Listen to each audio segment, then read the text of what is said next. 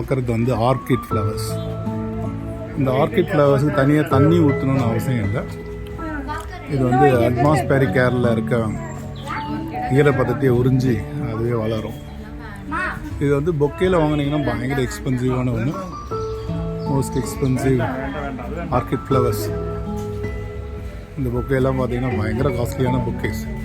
இது வந்து மரத்தில் தொத்தி வளரும். அப்போ அழகாக பூ பூத்துருக்கும். இதுக்கு வந்து தனியாக தண்ணி ஊற்றணும்னு அவசியம் கிடையாது. இதுக்கு காற்றுல இருக்க ஈரப்பதத்தை உறிஞ்சிடலாம். பாருங்கள், இந்த வேரெல்லாம் எப்படி தொங்கி காற்றுல இருக்க ஈரப்பதத்தை எப்படி உரியுது பாருங்கள்.